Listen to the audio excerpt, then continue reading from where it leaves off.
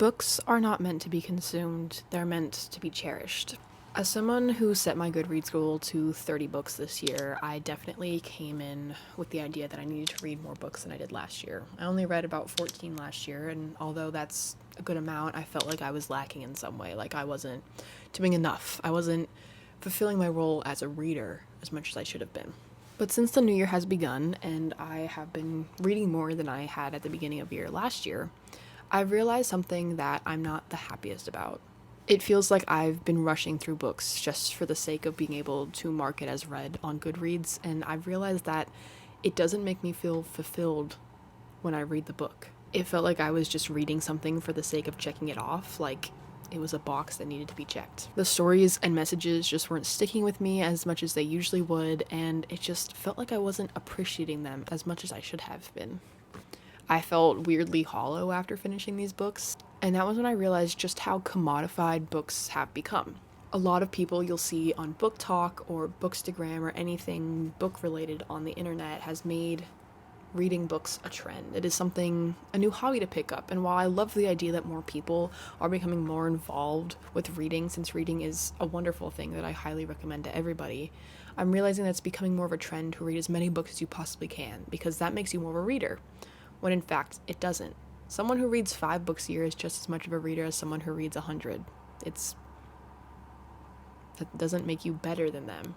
And also, if you're reading 100 books a year, do you actually remember and retain any of the information that you got from those books? Or do you feel their stories and do you understand what they were trying to say? Or did you just read words on a page and then close it and mark it on Goodreads?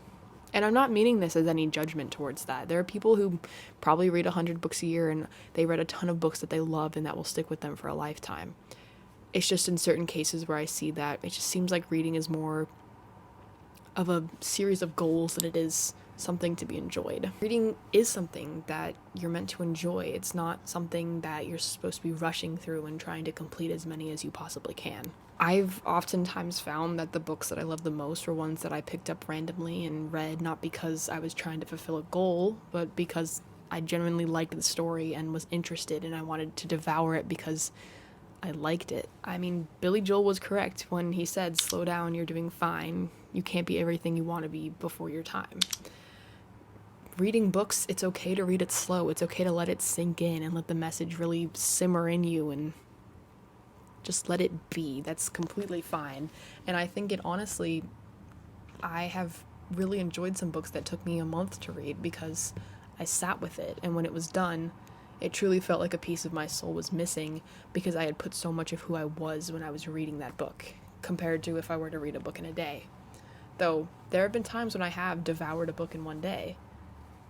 But that doesn't always necessarily mean that that book is better than ones that take a little bit longer to read. I definitely think that comes from social media and the fact that our attention spans are a lot shortened, and so books that have a quick catch and draw you in really quickly and have a really fast-paced storyline definitely people see as better than ones that maybe take a little bit more time to develop, which isn't always the case of whether telling a book is actually better or worse, and of course it's all subjective. Now, of course, don't get me wrong, I appreciate Book Talk, I appreciate Bookstagram. I think that at its core it is meant to be a community of people who appreciate books and love reading and love it as whether it's a hobby, a part of who you are, something that you just like to do every now and then. It's meant to bring those people together and have them share what books they love, and maybe some books that they don't always love or ones that they found to be their favorite, and etc.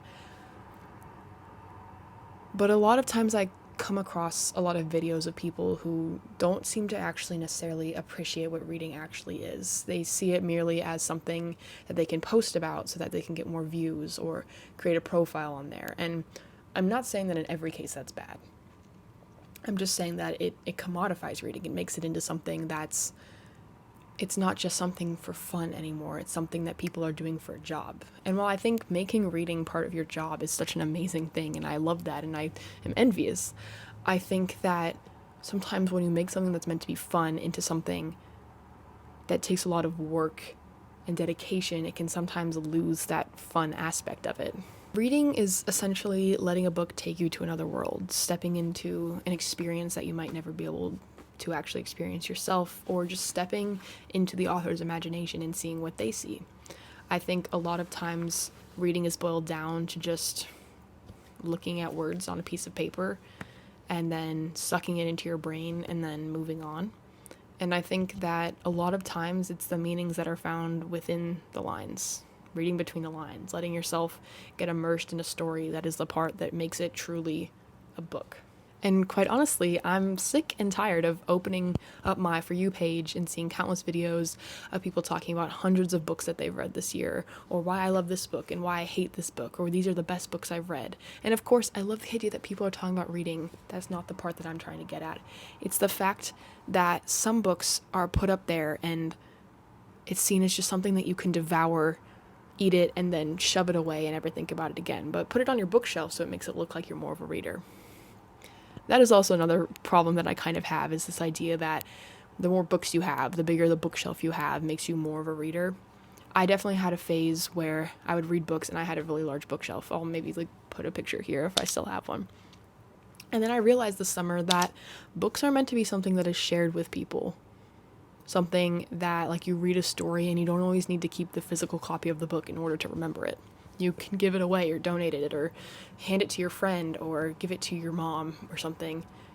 And that book will probably go on to do more because another person gets to enjoy that story, which is ultimately part of the goal of reading and sharing stories and ideas, is so that other people can experience it.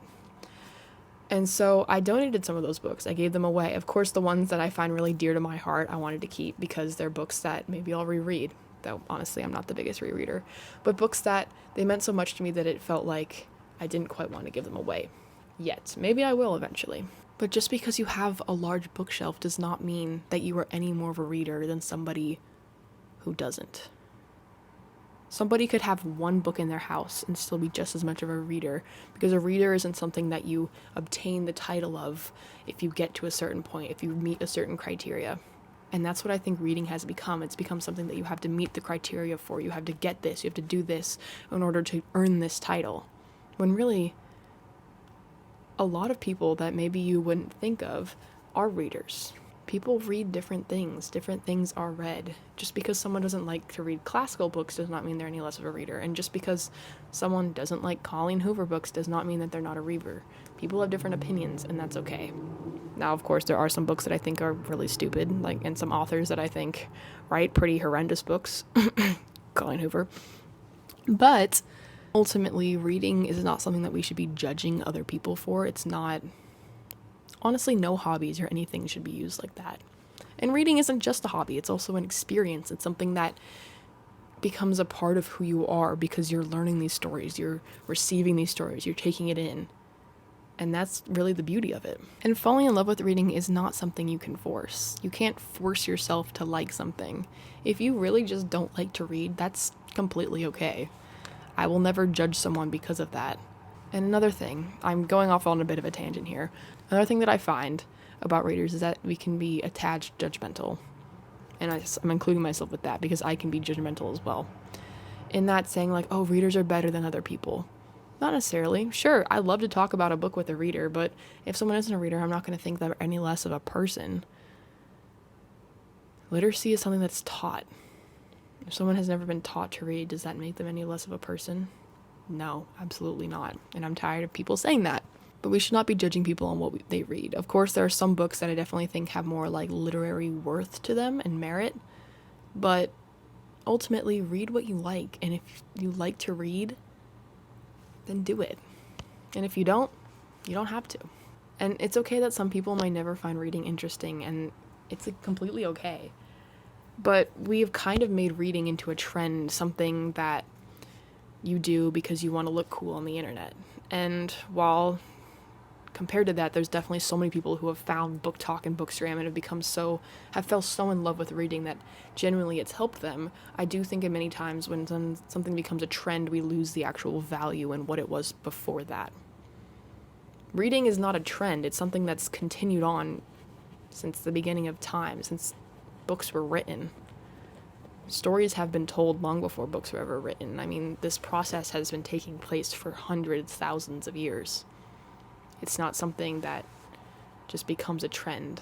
What has become a trend is the commodification of books, the overconsumption of books, people buying hundreds of books from Barnes & Noble and then hoarding it in their houses and their library. Libraries are beautiful. Rooms full of books are beautiful, but you don't always have to buy a book. Owning a book does not make you intake the information any better than reading it online or reading it from the library. I just hope you guys all recognize, and if you've learned anything from this, is that reading is not something you can force yourself into, and it's also not something that should be made a trend. I love the community and the idea of book talk, the core value to it, but a lot of times the true messages can get skewed, and we end up turning it into something more of a trend, something that you need to tick off the boxes in order to achieve. And I hope to my readers out there that you keep finding amazing books that you love and that change your life and make you experience things that maybe you'll never get a chance to do. See places and go back in time or in the future and just experience things, because human lives are short. They're brief. We only see a snippet of this world. And reading gives us the chance to see more of it, to experience more of it. And falling in love with reading is something that's amazing. And being a reader is a part of my identity. And if it's part of yours, that's amazing as well. And if it's not, that's amazing as well. But anyway, I love you all. I hope you've enjoyed this little video essay format kind of thing. And I love you. I'll see you in the next video. Bye!